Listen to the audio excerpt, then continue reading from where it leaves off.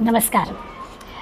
आपण मागच्या श्लोकाच्या वेळेलाच मनासंत आनंद शोधोनी राहे ही अखेरची ओळ असणाऱ्या 5 श्लोकांचा अभ्यास सुरू केला आहे. त्यावेळेला आपण त्या शब्दांचे अर्थ पाहिले होते. आता पुन्हा थोडी आठवण करून देते, कारण आजच्या 40 श्लोकांमधल्या शेवटचा जो चरण आहे तो मनासंत आनंद शोधोनी पाहे या अर्थाचा आहे. तर संत आनंद शोधून पाहे म्हणजे काय, तर याचा अर्थ असा आहे की संत याचा अर्थ सत्य, शाश्वत असं जे की आहे तत्त्व ते शोधून पाहे. हे मना तू काय कर, तर सत्य शाश्वत असं जे तत्त्व आहे ते शोधून काढ. म्हणजे ते परमात्मा म्हणजे जे की आहे ते शोधून काढ. शोधून काढ म्हणजे जाणून घे. ती की दाखवायची गोष्ट नाही, त्यामुळे दाखवता येणार नाही आहे, पण मग निदान ते शोध आणि ते तू जाणून घे असा त्याचा अर्थ. तेव्हा आजच्या आपल्या श्लोकामध्ये सुरुवातच करताना सगळी क्रियापदे दिले की हे जे काही परब्रह्म आहे, फुटेना तुटेना चळेना ढळेना, हे काहीच होणार नाही. अगदी दासबोधामध्ये असंच परब्रह्माचं वर्णन समर्थाने काय, जे चळेना ना ढळेना, जे तुटेना ना फुटेना, जे रचेना ना खचेना, परब्रह्म ते. अगदी असंच्या असं या 147व्या श्लोकासारखाच पहिली ओळ दासबोधामध्ये त्यांनी हे केलं आहे. गीतेतही आपल्याला म्हटलं आहे, लैनम छिन्नंती शस्त्राणी नैनम धरती पावका न चैनम क्लेदयंत्यापो न शौचयती मारुता. परब्रह्माचं वर्णन सगळे असंच करतात की त्याला शस्त्रानं कापता येत नाही, त्याला विस्तवानं जाळता येत नाही, त्याला पाण्यानं भिजवता येत नाही, त्याला वारा वाळवू शकत नाही. चळेना ना ढळेना, ते चळत नाही, ढळत नाही, तुटत नाही, फुटत नाही, त्याला रचता येत नाही, त्याला खचून पाडून टाकता येत नाही, असं हे परब्रह्म आहे. असं पहिल्या ओळीतल्या 4 क्रियापदांनी आपल्याला त्या परब्रह्माचं वेगळेपण सांगितलं. आता ही गोष्ट खरीच आहे की ज्या गोष्टीला काही आकार आहे त्या गोष्टीचं तुटणं फुटणं आहे. ह्या पेनाला आकार आहे, हे पेन खाली पडलं, त्याच्यावर पाय पडला, त्याच्यावर आणखीन काही जड वस्तू पडली तर ते तुटून जाईल, त्याचा उपयोग होणार नाही. त्या वस्तूला आकार आहे, तर आकार असणारी वस्तू ही तुटते, फुटते, चळते, ढळते, सगळं तिला होऊ शकतं. हे परब्रह्म जर निराकारच आहे, तर त्या निराकार असल्यामुळे त्याला हे असं तुटणं फुटणं काही नाही आहे.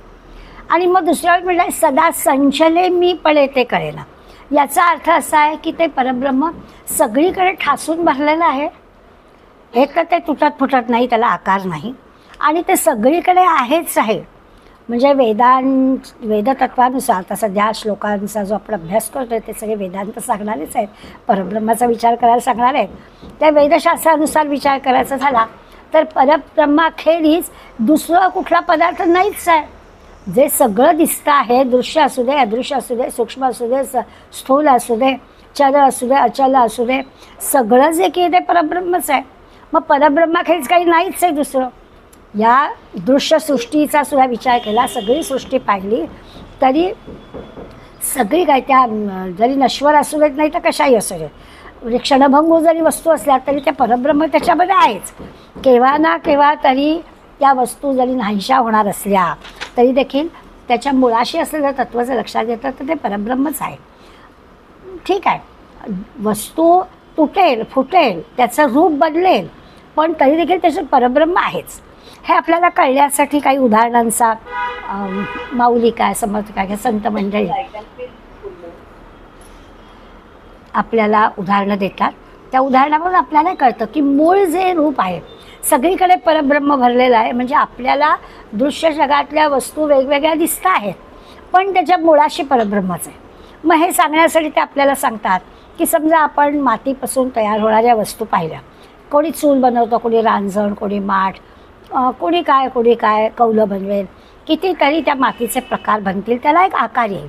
मातीला वेगवेगळे आकार दिले जातील, त्याला आपण नाव ठेवू, त्या आकाराचा काही उपयोग असेल, म्हणजे माठ असेल तरी पाणी गरम होईल, अशा सगळ्या गोष्टी त्या मातीपासून तयार होतील. पण या सगळ्या गोष्टींच्या मुळाशी काय आहे तर माती आहे.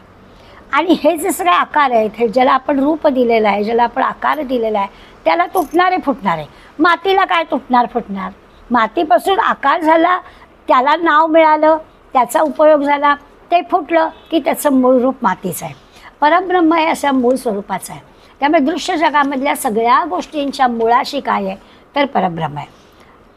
खूप उदाहरणं त्या सोन्याचे दागिने, दागिन्यांचे निरनिराळे आकार आहेत, त्याला निरनिराळी नावं आहेत, त्याचे कितीतरी प्रकार आपण सांगू शकू. या सगळ्याच्या मुळाशी काय तर सोनं आहे. अशा पद्धतीने सगळ्या दृश्य जगाच्या मुळाशी काय आहे तर ते परब्रह्म आहे, हे समजून घ्या असं समर्थ आपल्याला सांगतायत. की साधकांनी आता हे संत अनंत शोधून पाहे, ते परब्रह्म शोधायचं आहे कसं, तर निराकार असणाऱ्या परब्रह्माला शोधायचं आहे. ते दाखवता येणार नाही आहे, त्यामुळे निराकार असणारं हे परब्रह्म शोधायचं कसं, आकार असणाऱ्या वस्तूच्या मुळाशी ते आहे. लाकडी वस्तू, लाकडाच्या अनेक वस्तू आहेत, पाट असतो, चौरंग असतो, आपण फर्निचर सगळं घरामध्ये करतो, तुळया असतात, भालं असतात, निरनिराळ्या लाकडाच्या गोष्टी उपयोगी पडणाऱ्या आपल्याकडे आहेत. अगदी बरोबर आहे. पण या सगळ्या गोष्टींना आकार आहे, त्यांना काही नाव आहे, त्याचं काही उपयोजन आहे, ते सगळं तुटलं फुटलं त्याला सगळं आहे. त्याच्या मुळाशी असणारं लाकूड नावाची जी गोष्ट आहे ते त्याचं मूळ स्वरूप आहे. मग माती काय, सोनं काय, लाकूड काय, तसं या दृश्य जगामध्ये कितीतरी गोष्टी आहेत. या सगळ्या गोष्टींच्या मुळाशी जर काय असेल तर ते परब्रह्म आहे. तया एकपणासी दुजे नसाय, त्याला दुसरं काही नाही, त्याला दुजे पण नाही, त्याला एकच आहे. मूळ जे काही आहे ते परब्रह्म आहे, त्या परब्रह्माला दुजे पण नाही. आपल्याला जी विविधता दिसते, जसं आत्ताच्या सगळ्या उदाहरणातून आपण पाहिलं, त्यापासून बनवलेल्या वस्तूंमध्ये विविधता आहे, त्याला वेगवेगळी नावं आहे. त्यामुळे तिथे आपल्याला वेगवेगळी नावं दिसतील. त्याचा नीट विचार केला तर आपल्या लक्षात येईल की त्याचं उपयोजन, त्याचा आकार, त्याच्यावरून आपण त्याला नाव ठरवलेलं आहे. पण त्याच्या मुळाशी असणारी जी वस्तू आहे ती एकच एक आहे. असं जर विचार केला तर मग ते सगळं एकच आहे. म्हणजे परब्रह्म कसं सगळ्याच्या मुळाशी आहे असा अर्थ काय. जसं असतं ना की आपण शरीर म्हटलं की सगळं ज्ञानेंद्रिय, कर्मेंद्रिय, मन सगळं आलंच ना. त्याला वेगळं काही हे सगळं म्हणजे शरीर. किंवा झाडाचं विचार, पानं, फळं, फुलं, खोड, फांद्या, हे सगळं म्हणजे झाड असं आपण म्हणतोच. तसं हे परब्रह्म म्हणजे काय, तर परब्रह्म एकच आहे. झाड हे एक, पण झाडाच्या या सगळ्या गोष्टी किंवा शरीर हे एक. व शरीराची 5 ज्ञानेंद्रिय, 5 कर्मेंद्रिय, मन, आणखीन जे काही न दिसणारे अवयव आहेत ते सगळं सगळं सगळं शरीर ह्या एका शब्दामध्ये येतो. तसं या परब्रह्म एकच एक आहे. या एका शब्दात सगळं विश्व येतं. या जगामध्ये असणाऱ्या सगळ्या गोष्टी त्या परब्रह्म या एका शब्दात येतात. अनंत असा संत जाणायचा, तो जो परब्रह्म जाणायचा तो या दृष्टीने जाणायचा की सगळ्याच्या मुळाशी तो परब्रह्म आहे. असं एकदा जाणलं की माणसांमधले भेद, माणसांमधला जो काही राग, लोभ, स्पर्धा जे काही असेल ते सगळं संपलंच ना. कारण सगळ्याच्या मुळाशी परब्रह्म, असं वेगळे पण नाहीच. मुळी कोणी मित्र नाही, कोणी शत्रू नाही, सगळे एकच एक परब्रह्म, ते सगळीकडे भरलेलं आहे. पण माणसाला त्या परब्रह्माची जी काही निर्गुणता, निराकारता किंवा व्यापकता, त्याची जी काही अखंडता आहे ती कळत नाही.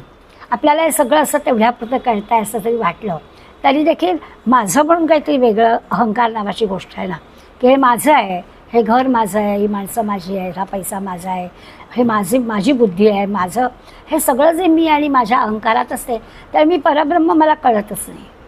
जेव्हा हे मी आणि माझं संपेल तेव्हा परब्रह्म काय आहे ते समजेल.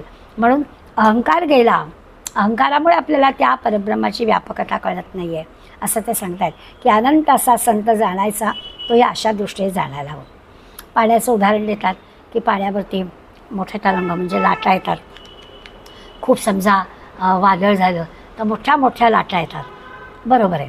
आता त्या मोठ्या मोठ्या लाटा येऊ देत, काय बोटी असतील तर त्या बोटी बुडू देत, किंवा किनाऱ्यावर असणारे जे काही घरं असतील त्या घरांना काय पूर पाण्याचं पाणी आत शिरू दे, काय जे काही व्हायचं आहे ते होत राहील. किती वेगवेगळ्या प्रकारचे येते. शांत असे समुद्र तर शांताचा पण अनुभव घेता येईल. छान आपण समुद्रकिनारी बघून त्याचा सौंदर्याचा, त्याच्या त्या आवाजाचा आनंद घेऊ, लाटा बघू, अशा सगळं आपल्याला चांगल्या वाईट गोष्टी दिसतील. सगळ्याच्या मुळाशी काय तर एक पाणी असंच आहे. तो समुद्र हा सगळ्याच्या मुळाशी आहे. तसं हे सगळं दृश्य जग आपल्याला दिसतं आहे त्याच्या मुळाशी काय आहे तर ते परब्रह्म. हे समजून घ्यायला ते आपल्याला सांगतात. श्लोकाचा 3 ओळींचा आपल्याला अर्थ कळेल. फुटेना तुटेना चळेना ढळेना सदा संचले मी पण येते कळेना. पण मी म्हणून काहीतरी वेगळं माझं अस्तित्व आहे, माझी बुद्धी, माझं मन, माझी माणसं, माझं घर, माझा पैसा.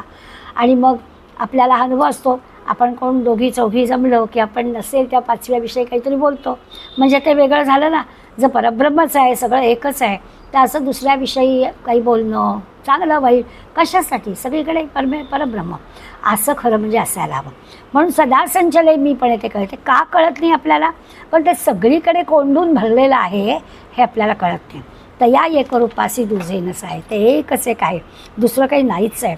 त्याच्या मुळाशी जायला हवं. जसं आपल्याला लाकूड म्हणजे काय कळलं, माती म्हणजे काय कळलं, सोनं म्हणजे काय कळलं, की त्याच्यावरती तयार होणाऱ्या, त्या मातीपासून तयार होणाऱ्या अनंत वस्तू असतील त्या आपल्याला कळले, पण मुळाशी मातीच आहे.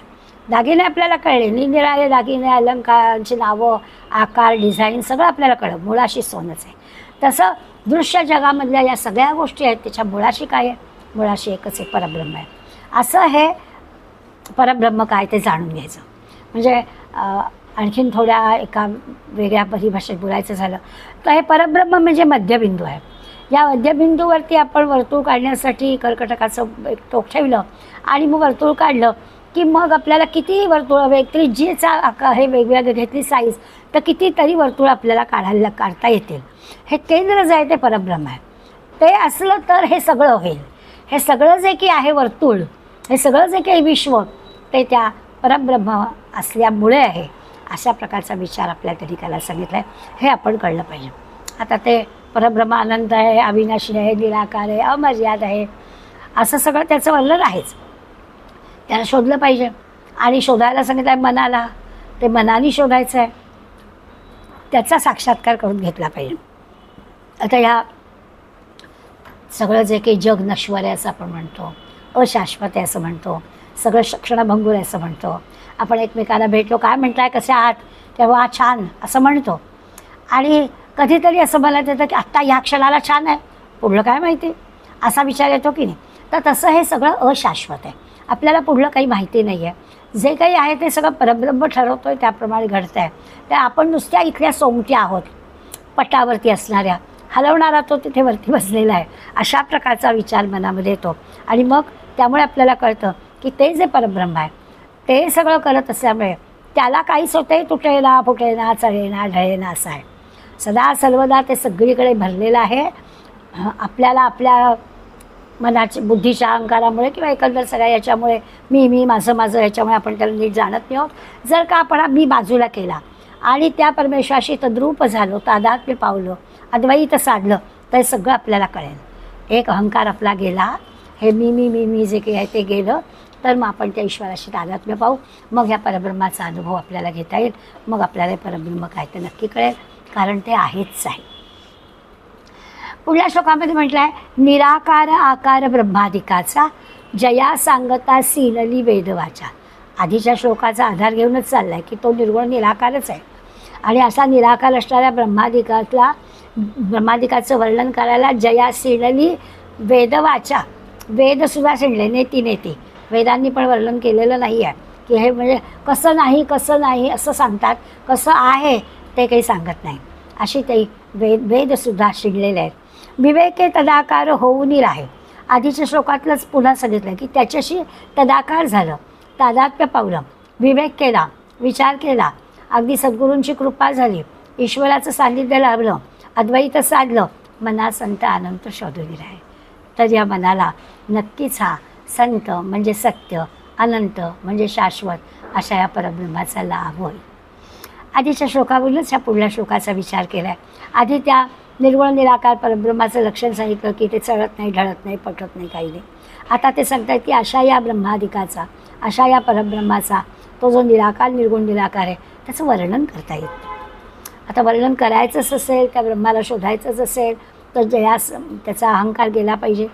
माझं म्हणून काही वेगळे पण ठेवता कामा नये. तर कदाचित त्यातलं जे मूळ तत्त्व आहे, जे सत्य आहे, शाश्वत आहे, ते थोडंसं कळेल. आता वाणीनं वर्णन करता येते. सिणली वेदवाचा, वेदांची पण वाणी सिणली आहे. तुमच्या आमच्या वाणीला तर नाहीच वर्णन करता येणार, कारण वेदाला सुद्धा करता आलं नाही. मनाला पण आकलन होत नाही. म्हणजे त्यामुळे त्या परब्रह्माविषयी काही विचारच करता येत नाही. त्याच्याबद्दल काही त्याचं वर्णन करता येत नाही. त्याचं काही बुद्धीला कळत नाही आहे, बुद्धीला समजत नाही आहे, काही आकलन पण होत नाही आहे. त्यामुळे मग निर्णय घेता येत नाही त्याचा काही. जया सांगता सिनली वेदवाचा, त्यामुळे वेदांना सुद्धा त्याचा काही निर्णय घेता येत नाही. वेद ही तसं म्हटलं तर जगाच्या कल्याणासाठी अवतीर्ण झालेली एक अपौरुषेय वाणी आहे.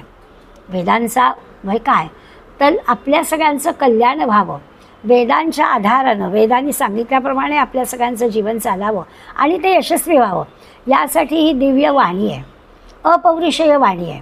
सुचलेलं स्मरलेलं असं जे काही ऋषीमुनींनी तत्व मंत्र तयार केले ती सगळी एकत्रित केलेली आहेत आणि स्वाभाविकच आपल्या कल्याणासाठी आहे. असं जे वर्णन ब्रह्माचं करतात त्याला त्या वेदांना सुद्धा असं नीटपणानं त्याच्याबद्दल समाधानकारकरित्या सांगता आले. त्याने नेटी असं नाही आहे, असं नाही आहे, असं नाही आहे, परब्रह्म कसं नाही आहे त्याचं वर्णन केलं आहे, एवढंच सांगितलेलं आहे. मग आता वर्णन करायचं झालं तर स्वाभाविकच आहे, ज्याचं वर्णन करायचं ते जो कोणी वर्णन करेल त्याच्यापेक्षा वेगळं असायला हवं ना. समजा आपण आता दुसऱ्या कुठल्या गोष्टीबद्दल सांगतो आहोत तर ती दुसरी गोष्टी आपल्यापेक्षा वेगळी असायला हवी ना. तर तसं नाहीच आहे, हे सगळीकडे भरून राहिलेलं आहे. ते परब्रह्मच काही वेगळं नाही, त्याला अशी मर्यादित काही गोष्ट नाही आहे, त्याची ते द्वैतात नाही आहे. त्यामुळे मला ते असं पाहता येत नाही आहे, त्यामुळे मला ते असं सांगता येत नाही आहे, कारण परब्रह्म सगळीकडेच भरलेलं आहे. त्यामुळे त्याचं मला वर्णन करता येत नाही. परब्रह्म अशी जी काही वस्तू आहे ती वस्तू आणि जाणणारा मी अशा दोन गोष्टी वेगळ्या नाही आहेत आणि म्हणून त्याचं वर्णन करता येत नाही. असं म्हणलं विलक्षण ते परब्रह्म आहे, त्यावेळी त्याचं वर्णन नाही करता येत. खरंच आहे, निस्सीम आहे, अनंत आहे, निर्गुण आहे, निराकार आहे, अखंड आहे, आहेच आहे, एकच एक आहे आणि असं ते सगळीकडे सर्वदा भरून राहिलेलं. त्याच्याहून वेगळं असं काही नाहीच आहे. परब्रह्म नाही अशी जागाच नाही, त्यामुळे त्याच्याहून वेगळं काहीच नाही. अशा परब्रह्माला जाणायचं आहे. समर्थांच्या शिष्याची जी गोष्ट आपण नेहमी सांगतो ना तीच आहे. समर्थांची 12-14 वर्षाची मुलं होती शिष्यमंडळी आणि भिक्षेवरती त्यांचं चालायचं. कथा अनेकदा सांगून झाली आहे, आज परत आठवण करून देते. आणि असं भिक्षा मागायला समर्थांचा एक 14-15 वर्षाचा महंत एका गावामध्ये गेला आणि मग काही असतात ना जरा परीक्षा घेणारी मंडळी, तर एका घरातून एका पंतोजी होते. ते म्हणाले, काय रे तुझे गुरु आहेत ते गुरु अगदी ब्रह्मज्ञानी आहेत. त्याला अभिमानच होता. हो म्हणाला, माझे गुरु ब्रह्मज्ञानी आहेत. मग एक वाटीभर ब्रह्म घेऊन ये रे त्यांच्याकडून. आणि एक रिकामी वाटी त्या माणसाने या शिष्याच्या हातात दिली. बिचारा खजील झाला की असं काय, कसं आहे ना समजावून द्यायचं, वाटीत कसं काय ब्रह्म आणायचं. पण चेहरा म्लान करून समर्थांकडे गेला, म्हणाला असं असं घडलं आहे. समर्थाला काही हरकत नाही, उद्या त्याच घरात भिक्षा मागायला जा.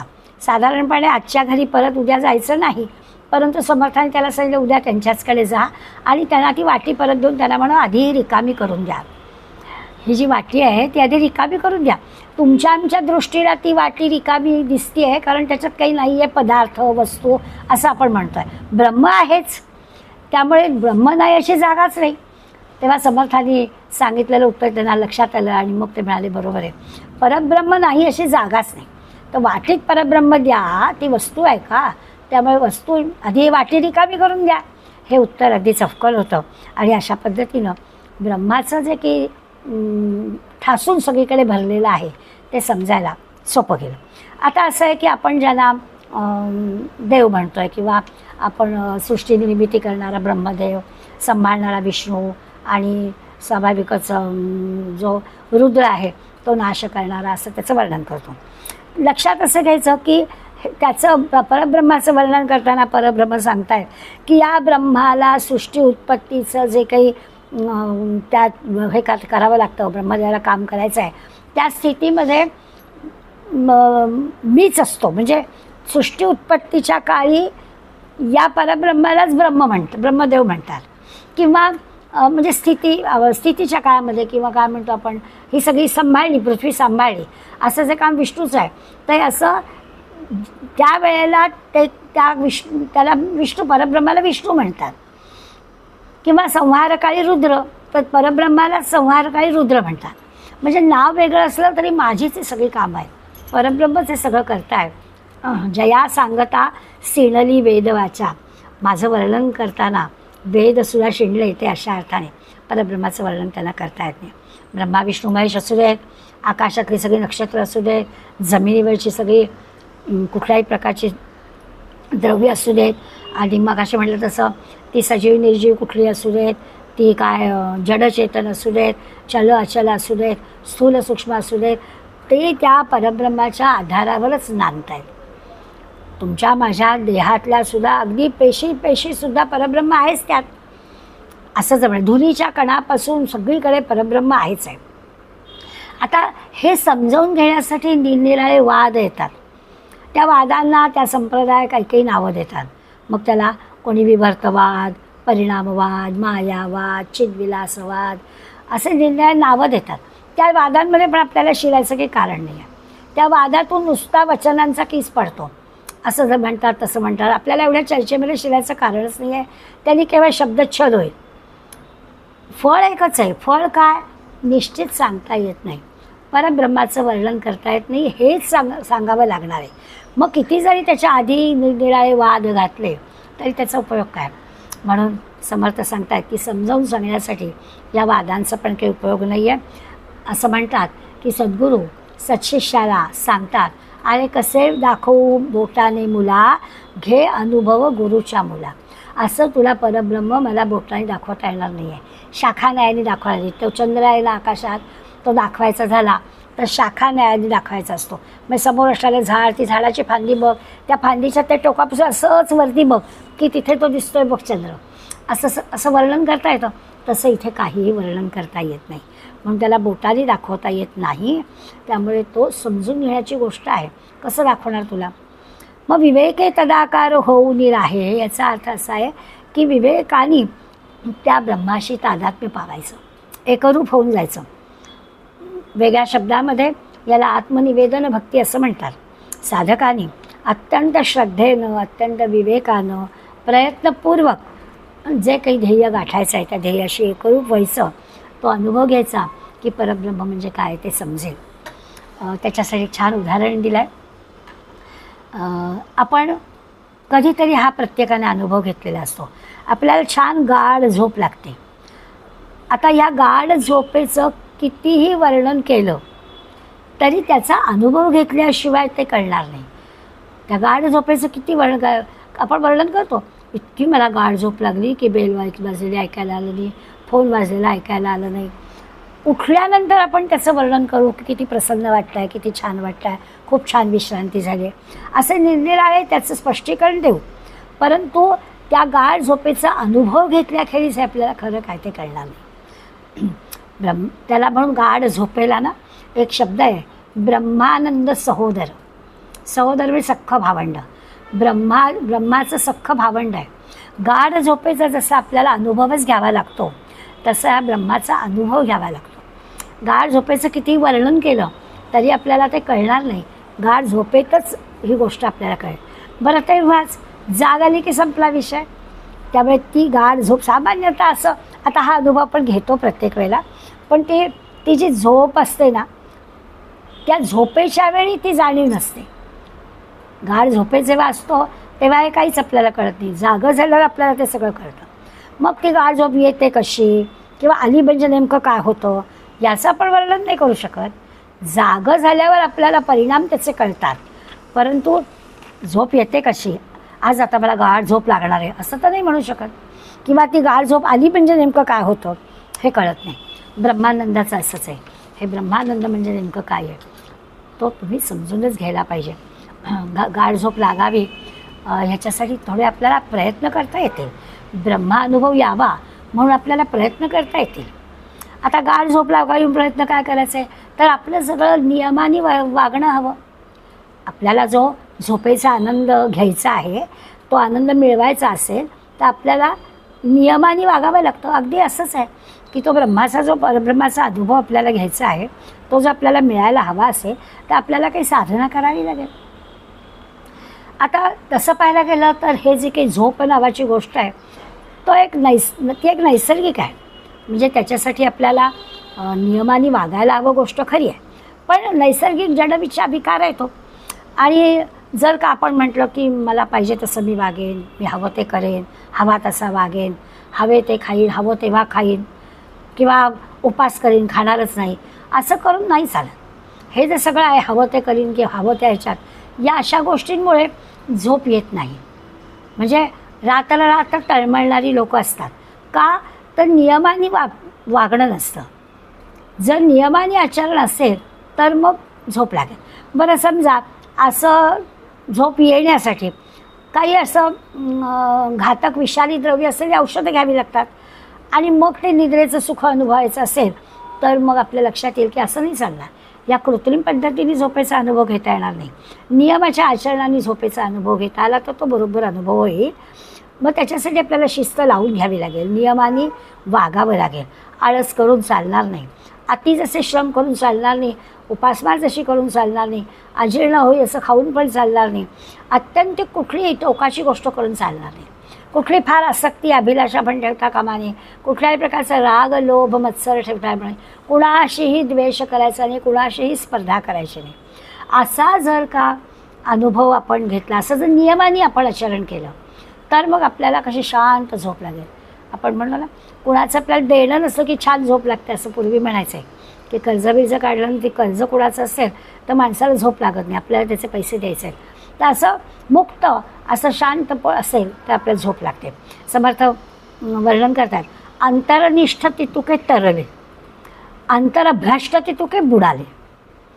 सगळं अंतरावर आहे. जर आपलं मन चांगलं असेल, अंतःकरण चांगलं असेल, अगदी छान आपल्याला झोप लागेल, तितुके तरले. आणि जे अंतरभ्रष्ट आहेत, नियमानुसार वागतच नाही आहेत, भ्रष्ट आचरण आहे, तर मग काय होणार, तितुके बुडाले. तर स्वाभाविकच आहे. नियमाचं वागलं नसेल तर मग गाढ झोप लागणारच नाही. हा अगदी सहजपणाने आपल्याला कळणार आहे. बाह्याकारे भरंगळले लोकाचारे. आणि मग असं जेव्हा त्याचं अंतर्भ्रष्ट झालेलं असतं, हा असा काय होतो तर स्वाभाविकच आहे त्याचं या परब्रह्म काय, त्याच्या रोजच्या साध्या झोपेची सुद्धा फार मोठी अडचण होते. परब्रह्म तर दूरचीच गोष्ट राहिली. आता इथे आपल्याला काय की परब्रह्मासाठी कोणती साधना करायची, तर मग नेहमीचंच आहे की सद्गुरू पाहिजे, सद्गुरू सांगितलेली सगळ्या गोष्टी केल्या पाहिजे, त्याची कृपा व्हायला पाहिजे, आपलं अंतःकरण निर्मळ असायला पाहिजे, आपली वृत्ती अगदी निर्मळ असायला पाहिजे.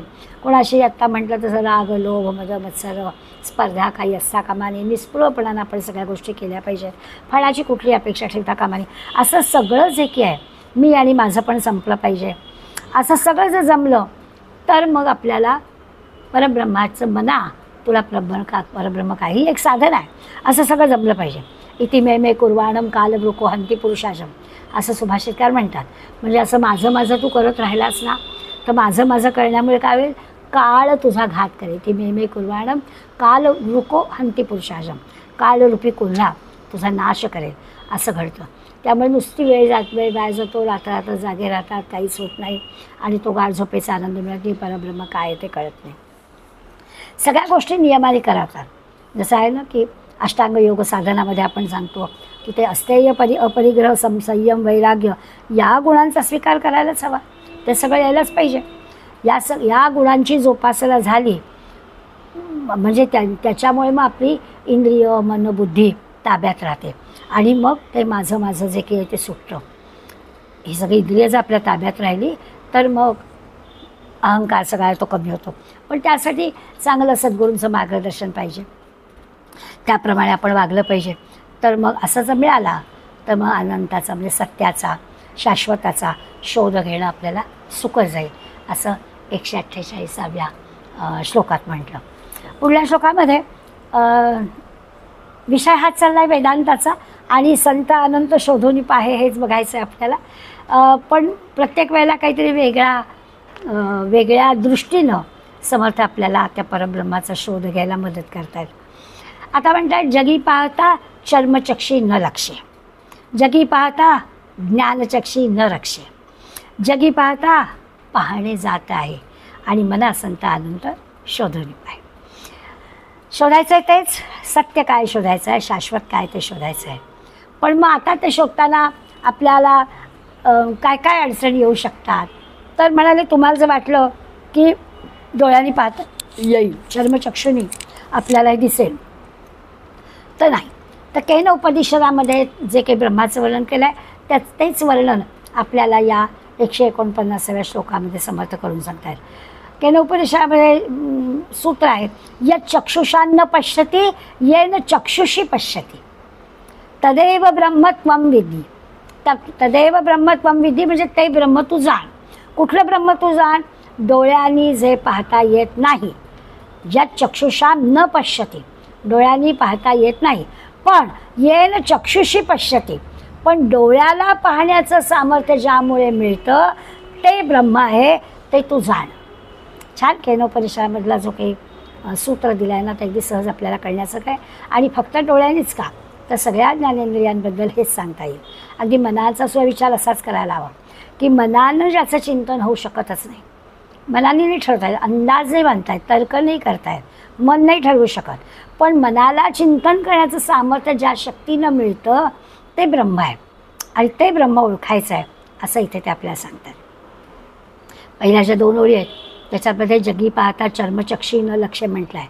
आता चर्मचक्षी न लक्ष्य जो आपल्याला शाश्वत अनंत शोधायचा आहे तो ह्या चर्मचक्षुने दिसण्यासारखा नाही, असा त्याचा अगदी स्पष्ट शब्दाचा अर्थ विचार घेतला तर या आपल्या चर्मचक्षुनी, या आपल्याला दिलेल्या डोळ्यांनी, या आपल्या कर्मेंद्रियांनी आपल्याला हा दिसण्यासारखा नाही. इतर इंद्रियांनी पण नाही. म्हणजे डोळ्यांनी ज्ञान होण्यासारखं नाही, आपण कानाने त्याच्याबद्दल ऐकतोय ते पण आपल्याला नीटपणे सगळं कळणार नाही. कुठल्याच इंद्रियाने आपल्याला हे परब्रह्म समजला नाही असं त्यांना सांगायचं आहे. डोळे आपले उदाहरण म्हणून घेतलं आहे. सगळ्या इंद्रियांची तीच गोष्ट आहे. जगी पाहता चर्मचक्षी न लक्षे, चर्मचक्षाने की कळत नाही. अगदी नाक कान डोळे सगळ्या कर्मेंद्रियांचा विचार केला किंवा मनबुद्धी ही त्या कर्मेंद्रियापेक्षा ज्ञानेंद्रियांच्या बाबतीमध्ये आपण म्हणू मनबुद्धी अधिक सूक्ष्म आहे. त्यामुळे थोडंसं आणखीन दूरगामी असं सामर्थ्य कर्मेंद्रियांपेक्षा ज्ञानेंद्रियांजवळ अधिक असतं. तर त्या मनबुद्धीला सुद्धा ब्रह्माचं ज्ञान करून घेण्याच्या विषयात तर थोडंसं किंचितसं कळतं कर्मेंद्रियापेक्षा असं म्हणायचं.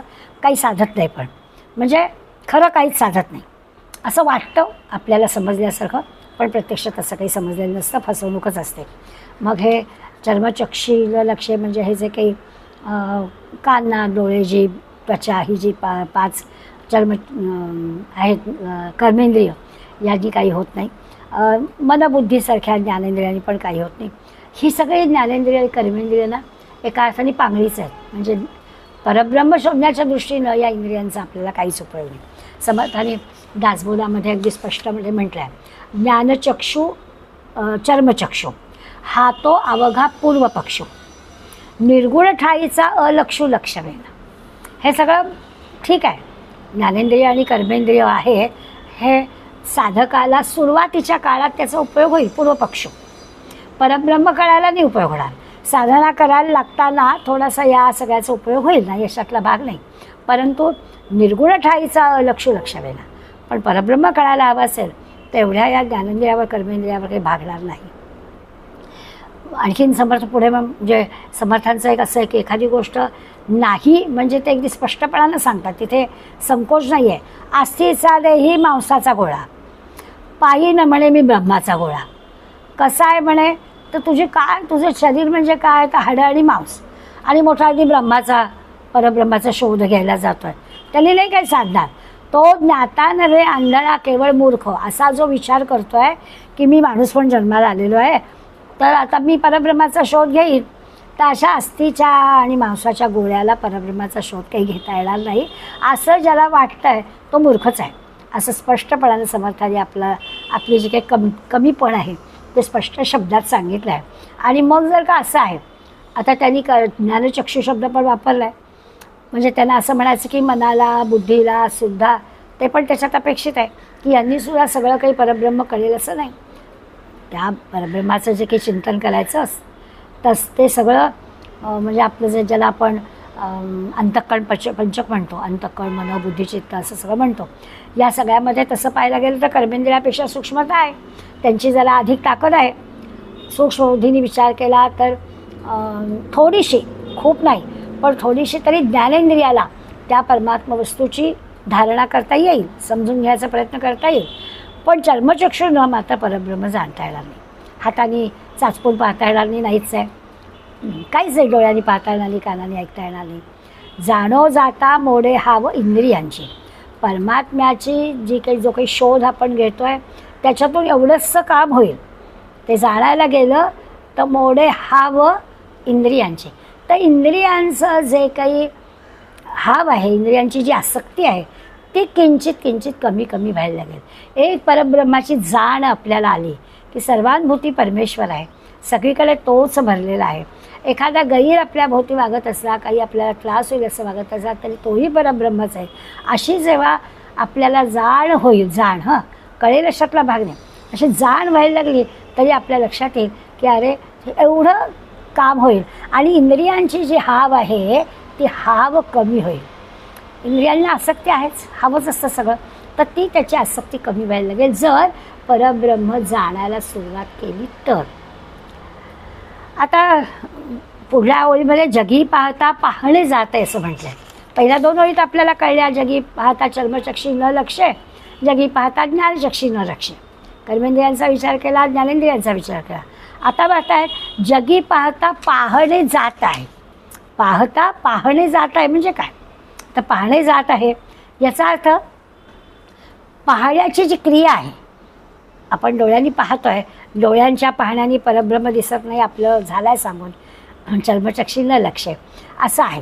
तर आता ही जी पाहण्याची क्रिया आहे ती पाहण्याची क्रियासुद्धा शिल्लक राहत नाही. म्हणजे काय, तर ती इंद्रिय जी काही तदाकार झालेली आहे, म्हणजे त्या जी वस्तू पाहायची त्या वस्तूशी एकत्र होऊन गेलेली आहेत, अशी जी काही अवस्था आहे. म्हणजे पाहणारा कोण आणि पाहायचं काय हे वेगळं नाहीच आहे, सगळीकडे जर परब्रह्मच आहे. आता मी एखादी गोष्ट पाहते, मी हे पेन पाहते आहे, तर हे पेन वेगळं आहे आणि मी वेगळं आहे, पण हे जर सगळंच परब्रह्म आहे तर कोण कोणाला पाहणार. अशा अर्थाने पाहणे पाहता पाहणे जात आहे, तर पाहायचं कोणी कोणाला, सगळीकडेच परब्रह्म आहे असं ज्ञानदृष्टीनं परमात्मा पाहणाऱ्याला म्हणजे तो परमात्माच होऊन जातो. पाहण्यासाठी तो परमात्मा वेगळा असायला हवा पाहणाऱ्यापेक्षा. पाहणारा वेगळा आणि परमात्मा वेगळा असं असेल तर पाहता येईल, इथं वेगळं नाहीच. बरं असं आहे ना की फार जवळीक असली तरी दिसत नाही हो. आपण वर्णन करतो आहे की ही वस्तू वेगळी असेल तर दिसते, तू वस्तू वेगळी नाहीच आहे, पण फार जवळचं असलं तरी पण दिसत नाही. म्हणजे डोळ्यात घातलेलं काजळ आपल्याला दिसतं का, ते जर बघायचं असेल तर आपल्याला तिसऱ्या वस्तूचा आधार घ्यावा लागतो, नाहीतर दिसत नाही. म्हणून त्याचा विचारेची अनन्य झाला, पाहणारा विण प्रत्यय आला, तेही वृत्ती निवृत्तीला बरे पहा. दासबोधामध्ये समर्थ सांगतात. याचा अर्थ आपण लक्षात घेतला की हे पाहता पाहणे जात आहे म्हणजे काय ते कळेल. छान सांगतात समर्थ. 11व्या दशकातल्या 9व्या समासामध्ये ही 24वी ओवी आहे. अभ्यास करणाऱ्याला मुद्दामच मी ओवीचा आकडा सांगून ठेवते, कारण हाच विषय दासबोधामध्ये आला आहे की परब्रह्म जाणायचं कसं. संत अनंत शोधूनी पाहे मना ह्या शाश्वत असणाऱ्या परब्रह्माला कसं शोधायचं, तर विचारेची अनन्य झाला, पाहणारा वीण प्रत्यय आला. पाहणारा वेगळा नाहीच आहे आणि तरी देखील परब्रह्माचा प्रत्यय आला. म्हणजे काय झालं, तर हे ना चिंतनानं अनन्य व्हायचं, वेगळं राहायचंच नाही. चिंतनाने आपण देहानं वेगळे असणार आहोत, परंतु विचार करायचा आणि चिंतनाने काय व्हायचं, अनन्य होऊन जायचं, वेगळं नाहीच. म्हणजे त्यातला जो मी आहे तो मी नाहीसा करून टाकायचा. असा एकदा मीला कमी करून टाकलं, मीला नाहीसं करून टाकलं, याचा अर्थ या संतांच्या परिभाषेमध्ये वृत्तीची निवृत्ती करायची. म्हणजे काय करायचं, जर आपण साधक म्हणून आहोत, आपण आपल्या साधक म्हणून असल्याने अखंड निरंतर अगदी सतत चिंतनाने त्या अंतरात्म्याशी अनन्य राहायचं, त्याच्याशी तादात्म्य पाहून घ्यायचं. मग असं केलं की तो जो माझा मीपणा आहे तो वेगळा होतो, बाजूला होतो, कारण त्याच्याशी तादात्म्य पावलेलं आहे मी आणि तो वेगळे नाहीच. मग असा मीपणा वेगळा झाला म्हणजे ज्ञातेपणा, द्रष्टेपणा, बघणारा मी, असं सगळं ते बाजूला होतं. आणि मग आत्मस्वरूपाची जो अनुभव आहे तो साक्षात आपल्याला तो अनुभव येतो, कारण मीच ते आत्मस्वरूप आहे. पण अनुभव येणं ही एक वृत्ती आहे. अनुभव येणं म्हणजे असं काही ती डिग्री नाही आहे, आता ह्याला अनुभव आला असं नाही, ती त्यावेळची वृत्ती आहे. कदाचित असं होईल की ते नाहीशी झालं की पुन्हा आपलं तेच होईल, तसं व्हायला नको. म्हणून ही जी काही सर्वश्रेष्ठ स्थिती आहे, म्हणजे त्याचा क्रम दिला आहे त्यांनी. प्रथम काय होतं, तर प्रथम शब्द ऐकण्याचा अनुभव येतो, मग नंतर तो त्या शब्दाचा अर्थ आपल्याला आकलन होतो, म्हणजे तो एक अनुभव येतो की त्याचा अर्थ कळला. म्हणजे परब्रह्म म्हणजे काय, शब्द कळला, शब्दाचा अर्थ कळला, नंतर अर्थानं अभिप्रेत असलेली वस्तू कळली की सगळं जे की ते परब्रह्म आहे. आणि मग तो अनुभव घेण्याच्या वृत्तीचा सगळीकडे परब्रह्म हेच कळलं ना. मग आता ते परब्रह्माचा मी अनुभव घेतोय हे पण संपून जातं. अशा ज्या पायऱ्या आहेत त्याला असं म्हणायचं की वृत्तीशून्य होते म्हणजे काय, तर विचार, भावना, सगळं इच्छा सगळं संपून जातं, काहीच उरत नाही, शून्य पूर्ण संपलेलं असतं, शून्य उरलेलं असतं. त्याला वृत्तीशून्य झाली या संसारा असं जे म्हणतात ते या अर्थाने की सगळ्या वृत्तीच संपून जाते. हे जे आहे ते पाहता पाहणी जात आहे. तत्र केन कम पश्येत, कोणी कोणाला पाहायचं, केन कम पश्येत, कोणी कुणाला पाहायचं असं म्हटलं आहे. म्हणजे हा जो पाहणेपणा आहे, मी परब्रह्माला पाहते, हे जे पाहणेपण आहे तेच गळून गेलं. असं जिथे घडतं तिथे जाऊन पोचणं याला म्हणायचं संत अनंत मना. हे जे शाश्वत आहे, सत्य आहे, त्या परब्रह्माचा शोध घे.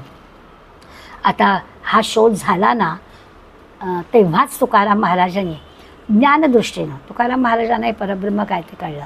हा देह म्हणजे काय ते पण त्याला कळलं. तो नश्वर आहे, तो आहे ते परब्रह्मच आहे असं पण त्यांच्या लक्षात आलं. त्यामुळे हे जे काही त्यांना परब्रह्माचं ज्ञान झालं, ती जी काही ज्ञानदृष्टी त्यांना प्राप्त झाली, त्यांनी म्हणजे काय झालं तर आपुले मरण पाहिल्या मी डोळा. आणि असा जो काही आहे तो अनंताचा शोध आहे. त्याला शाश्वत काय आहे, सत्य काय आहे याचा शोध लागला. म्हणून तुकाराम महाराज असं म्हणू शकतात. 150व्या श्लोकामध्ये सुद्धा शेवटचा चढ हाच आहे. अजूनही संत अनंत मनाला शोधायला सांगतात. म्हणजे सत्य काय आहे ते आणि शाश्वत काय ते शोधायला सांगतात. याच्यामध्ये आणखीन त्या परब्रह्माबद्दलचं जे एक वेगळं वर्णन आहे ते पण करतात की नसे पीत ना श्वेत ना श्याम काही, सगळे रंग दिलेत, पीत श्याम श्वेत.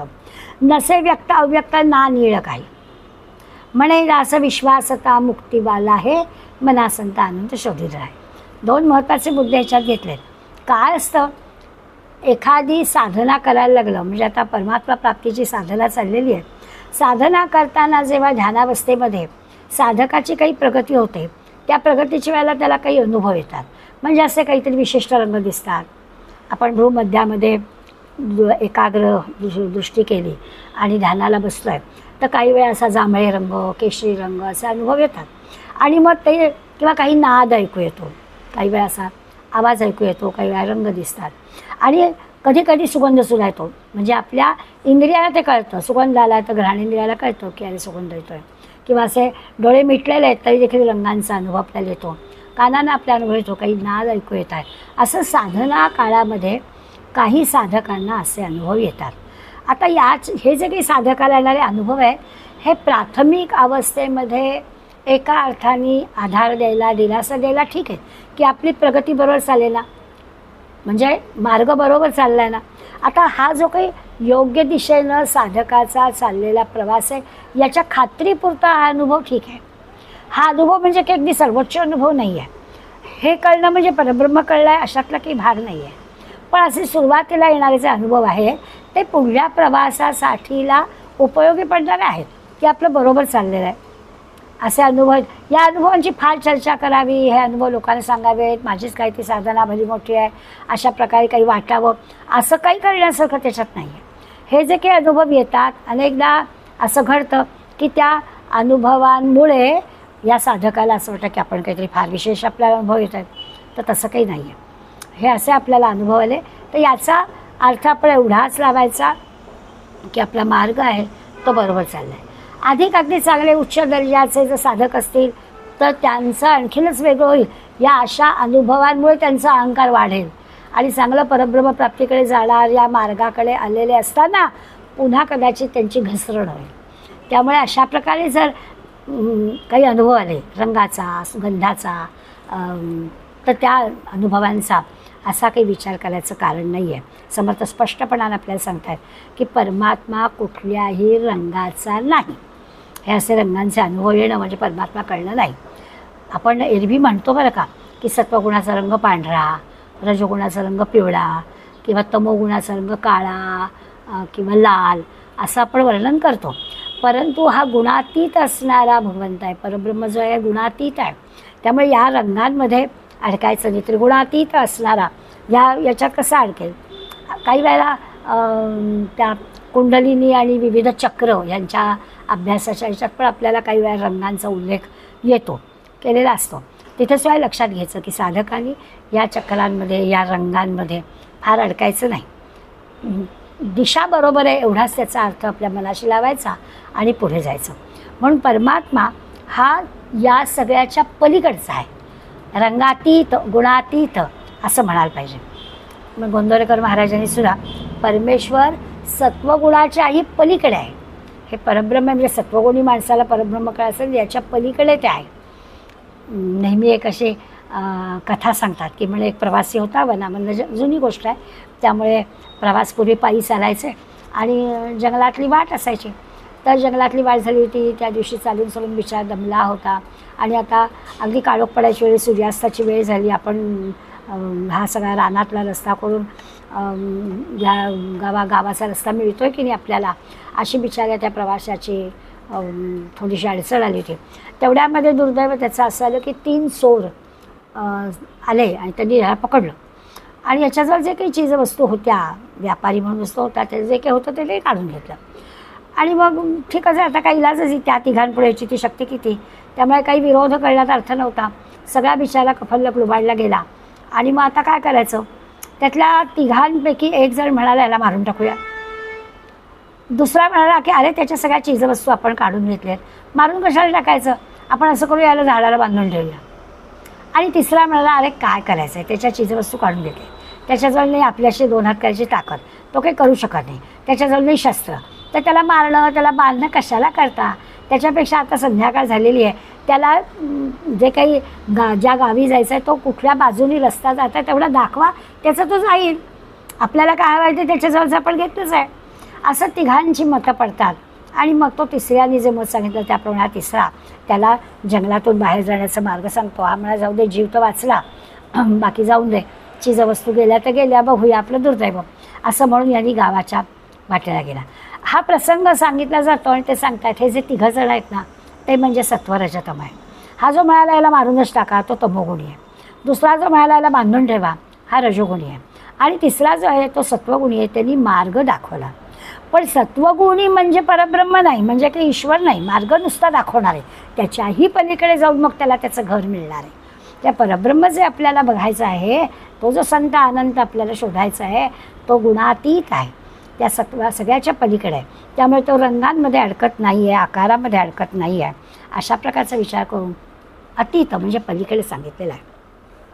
आता हा जो सत्य शाश्वत परमात्मा शोधायचा आहे आणि त्याचा हा 150वा म्हणजे तसा अखेरचा श्लोक आहे. इथे त्यांनी रूपाचा विचार केला, गुणाचा विचार केला, रंगांचा विचार केला.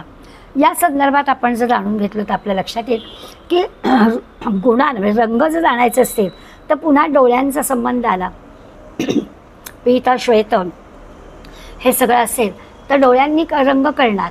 परंतु ब्रह्माला रंगच नाही आहे, ब्रह्माला रूपच नाही आहे, ते व्यक्तच नाही आहे, त्याला काहीच नाही ना, व्यक्त अव्यक्त काहीच नाही आहे. मग एखाद्या वस्तूला लांबी नाही, रुंदी नाही, जाडी नाही, खोली नाही, रंग नाही, आकार नाही, त्याच्याबद्दलचं वर्णन कसं ते डोळ्यांना काय कळणार. काहीतरी डोळ्यांना कळण्यासाठी रंग पाहिजे, रूप पाहिजे, आकार पाहिजे ना, तर त्या डोळ्यांना काही दिसेल. बरं शिवाय प्रकाश पण पाहिजे, नुसत्या डोळ्यांनी काहीच दिसणार नाही आहे. प्रकाश असेल तर आपल्या डोळ्यांना ते दिसणार आहे. त्याशिवाय ती जी काही वस्तू दिसणार आहे त्याला आकार पाहिजे, रंग पाहिजे, रूप पाहिजे तर दिसणार आहे. आता ज्या ब्रह्माचा आपण विचार करतो त्या ब्रह्माला नाही आकार, नाही रंग, नाही काही, आणि कसं काय ते आपल्याला कळणार. पण अस्तित्व आहे, परब्रह्म आहेच आहे. हे परब्रह्म सगळ्या दृश्य जगाचा आधार आहे, सगळ्या दृश्य जगाचं अधिष्ठान आहे, विविधतेनं आहे, निरनिराळे आहे, त्याला आपण नावं दिलेली आहेत, असं सगळं आहे. पण त्याचं अनिर्वचनीय आहे, त्याचं सगळं आपल्याला त्याची व्याख्या करता येत नाही, त्याचं वर्णन करून सांगता येत नाही. असा सगळा त्या अनसंत अनंत जे शाश्वत आणि सत्य आहे त्या परब्रह्माची ही गोष्ट आहे. त्याचं वर्णन तर शब्दात करता येत नाही, आकार नाही. हां, असं होतं की त्याच्याबद्दलचे नाना प्रकारचे सिद्धांत आपण वर्णन करू शकतो. त्या सिद्धांताच्या आधारावर त्याचं वर्णन होईल, किंवा ते जे सिद्धांत आहेत त्या सिद्धांतावर वेगवेगळे संप्रदाय असतात. म्हणजे जसं आपण नेहमी म्हणतो की हे द्वैतवादी आहेत, अद्वैतवादी आहेत, हे द्वैताद्वैतवादी आहेत, अशी मंडळी आपल्या आपल्या परीनं त्या त्या पद्धतीनं त्या परब्रह्माचं वर्णन करतील. पण हे सुद्धा केवळ बुद्धीच्या आधारे आपल्याला वर्णन करता येईल. परब्रह्म काय आहे हे काही दाखवता येणार नाही. आपल्याला काय वाटतं आहे ते सांगण्याचा फक्त त्याच्यात प्रयत्न करता येईल एवढंच. त्याचं वर्णन करताना सांगतात की एखाद्या आंधळ्याने चित्र काढलं. कल्पना करू, डोळे मिटून घ्या आणि एका कागदावर पेन्सिल धरून आपण आपल्या मनाने चित्र काढा आणि मग डोळे उघडून बघा की खरंच आपण काढत होतो ते काही आला आहे का, बदकाचा आकार तरी त्याला, किंवा मांजर काढत होतो मांजराचा आकार की आला आहे का, किंवा एखादं फूल आपण काढत होतो तर डोळे उघडून बघितलं ते फूल आलं आहे का. असं पाहिलं तर आपल्या लक्षात की आंधळ्याने चित्र काढावं आणि त्याचं मूल्य ठरवावं हे जसं शक्य नाही आहे. किंवा बहिरा आहे, काही ऐकायला येत नाही आणि त्याला सांगितलं की आता मी गाणं म्हणणार आहे त्याचं तू परीक्षा कर, कसं शक्य आहे, त्याला कशी परीक्षा करता येईल. तसं हे आहे की ब्रह्म ही गोष्ट, परब्रह्म ही गोष्ट अशी तर्कानं कळणारी नाही आहे. म्हणून या 150 श्लोकासह त्यांनी आपल्याला न व्यक्त अव्यक्त नान मिळलं काही रंगांचं हे नाही आहे, व्यक्त करता येत नाही आहे, शब्दामध्ये रूपांतर करता येत नाही आहे. असं असल्यामुळे जो साधक आहे किंवा ज्याला जाणायचं आहे, परब्रह्म समजून घ्यायचं आहे, संत आनंद सत्य काय आहे, शाश्वत काय आहे ते शोधून काढायचं आहे. मग काय करावं लागेल तर त्याच्यासाठी आपल्याला करावं लागेल की निस्पृह जाणकार कोण आहे त्याच्याकडे आपल्याला जावं लागेल. जो कोणी अत्यंत कनवाळू असेल त्याच्याकडे आपल्याला जावं लागेल, संतांकडे सद्गुरूंकडे आपल्याला जावं लागेल. आपला त्या सगळ्यांवरती दृढ विश्वास असायला लागेल. पुन्हा पुन्हा आपल्याला प्रयत्न करावे लागेल, पुन्हा पुन्हा आपल्याला काही साधना करावी लागेल. अत्यंत श्रद्धेनं अत्यंत विश्वासानं सद्गुरूंकडे जाऊन त्यांच्या मार्गदर्शनाप्रमाणे आपल्याला उपासना करायला लागेल. आणि असं केलं की तो संत अनंत ते जे सत्य आहे, ते जे शाश्वत आहे ते आपल्याला कदाचित कळेल. संतांना हे सगळं कळलेलं आहे, ते सांगू शकत नाहीत कारण ते शब्दात व्यक्त करता येत नाही. त्यामुळे संतांना जे सगळं हे दृश्य जग म्हणजे परमात्मा आहे हे त्यांना कळलेलं आहे. तो म्हणजे त्यांच्या दृष्टीनं सर्व दृश्य जग परमात्मा आहे किंवा तो परमात्मा म्हणजेच हे अव्यक्त जग आहे काही म्हणा. सर्व दृश्य जग म्हणजे परमात्मा आहे किंवा परमात्मा म्हणजे अव्यक्त जग आहे. आचार्य रजनीशांचं एक वाक्य आहे, ते म्हणतात जग म्हणजे स्पर्श करता येणारा परमात्मा. जग म्हणजे स्पर्श करता येणारा परमात्मा आहे. आपण ज्या ज्या वस्तूला स्पर्श करू शकतो ते सगळं परमात्मा आहे. त्या दृश्य जगातल्या सगळ्या वस्तू म्हणजे परमात्मा आहे. आणि परमात्मा म्हणजे स्पर्श न करता येणारं जग आहे. परमात्मा काय आहे आता दोन्ही याच्यातले अर्थ घेतला आपल्याला तर कळेल की ते अव्यक्त आहे, अनिर्वचनीय आहे, निराकार आहे, निर्गुण आहे, कालातीत गुणातीत असं सगळं आहे. तर हे सगळं समजून घ्यायची गोष्ट आहे. समर्थांनी तुळजाभवानीची आरती केली, आपण नेहमी ती म्हणतो. काय होतं, भक्त जे आहेत ते भक्त जेव्हा देवीला शरण येतात तेव्हा ती देवी क्षणात आपलं रूप भक्ताला समजावून सांगते, भक्ताला सांगते. पण ज्ञानी माणूस ह्या वेदांच्या शास्त्रांच्या चर्चेमध्ये किंवा शब्दज्ञानामध्ये तो अडकतो. आता तो जो ज्ञानी माणूस आहे, ज्ञानी याचा अर्थ वेदांचा अभ्यास करतो आहे, शास्त्राचा अभ्यास करतो आहे, तत्त्व जाण्याचा प्रयत्न करतो आहे, त्याच्या साह्यानं देवीला जाणून घ्यायचा प्रयत्न करतो आहे. मग ती काय करते, ती चकवते. शब्दज्ञानानं हे कळणार नाही, श्रद्धेनं विश्वासानं तुम्ही जर गेलात तर हे कळेल. तर त्या संताचा म्हणजे त्या सत्याचा अनंताचा शोध घेता येईल.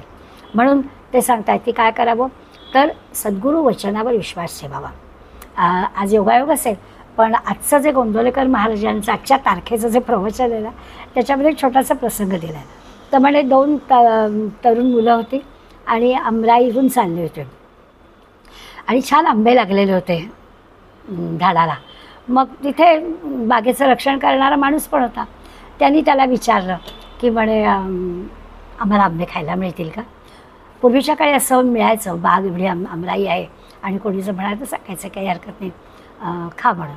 तर तो जो बागेचा राखणदार होता त्यांनी सांगितलं की हे बघा 15 मिनटं तुम्हाला देतो, 15 मिनटामध्ये तुम्हाला का आंबा खायचं ते खा, 15 मिनटांनी मात्र थांबायचं बरं का, मी माझ्या मालक मला रागावेल, मी एवढीच 15 मिनटामध्ये तुम्हाला परवानगी देतो, 15 मिनिटात आंबे खा.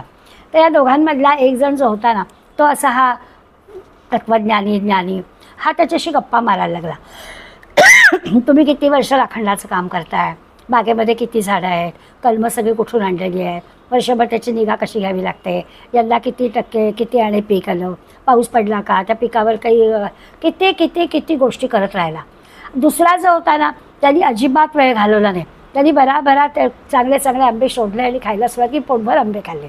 आणि मग 15 मिनटं संपली, त्यावेळी लक्ष कोणाला की झाली 15 मिनटं, हा बिचारा उपाशीच राहिला. तसं होतं. साधकांनी उगाच तत्त्वज्ञानामध्ये तात्विक चर्चेमध्ये न रंगाता श्रद्धेनं भक्तीनं उपासनेच्या मार्गानं जावं. सत्य काय आहे, शाश्वत काय आहे, त्या परब्रह्माचा शोध लागेलच लागेल असं समर्थ आपल्याला खात्रीपूर्वक सांगतात. म्हणून ते आपल्याला सांगतात की काय करावं. तर 150व्या श्लोकामध्ये तरी सांगितलं, म्हणे दास विश्वासता मुक्ती लाभे. साधकाने भगवंतावर विश्वास ठेवावा, श्रद्धेनं विश्वासानं नाम घ्यावं आणि परब्रह्म काय आहे ते शोधून काढावं. समजेलच ते सत्य काय आहे, शाश्वत परब्रह्म काय आहे ते कळल्याखेरीज राहणार नाही. अशा प्रकारचे संत अनंत शोधवीर आहे हे पानपद असणारे 5 श्लोक आज आपण पूर्ण केले. पुढल्या वेळेला पुढला विषय. धन्यवाद.